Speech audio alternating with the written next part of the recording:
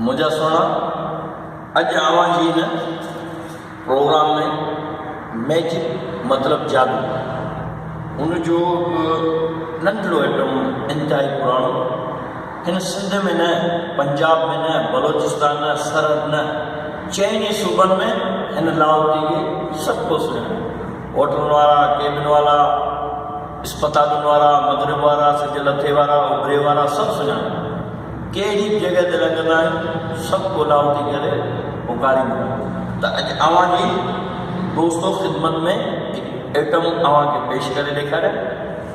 त अव्हां ॿुधो हूंदो त पैसे मां पैसो ठहे थो, त इहा बिल्कुलु सही ॻाल्हि आहे त पैसे मां पैसो ठहे थो। अमीर ॾींहों ॾींहुं अमीर थींदो आहे, ग़रीब ॾींहों ॾींहुं ग़रीब थींदो आहे। पर अगरि जे ग़रीब महिनत करे त अमीर थी सघे। त मुंहिंजे हथ में हिकु नोट आहे 50 रुपए जो। दोस्तो इहो आइटम ॾिसो, अगरि जे अव्हांखे पसंदि अचे त अव्हां असांखे लाइक कंदा त मज़ीद अव्हांखे असीं आइटम ॾेखारींदा रहंदासीं। त हीउ 50 जो नोट असां मुट्ठी में बंदि कंदासीं, हथ ख़ाली। चल गेज़ी बाबा काम दिखाओ।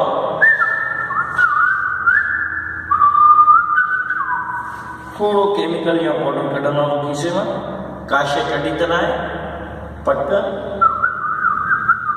इहो सरकारी पाउडर में लॻाइबो आहे। हिनखे असीं खोलण जी कोशिशि कंदासीं। त दोस्तो पैसे मां पैसो ठहंदो आहे, इन जे करे अव्हां महिनत कयो, पैसे मां पैसो ठाहे सघो था। अमीं असांखे लाइक कंदा रहंदा त असीं अव्हांखे मज़ीद प्रोग्राम ॾेखारींदा रहंदासीं। त दुआउनि में गॾु इंशाअल्लाह वरी नेक्स्ट प्रोग्राम में अव्हां सां गॾु।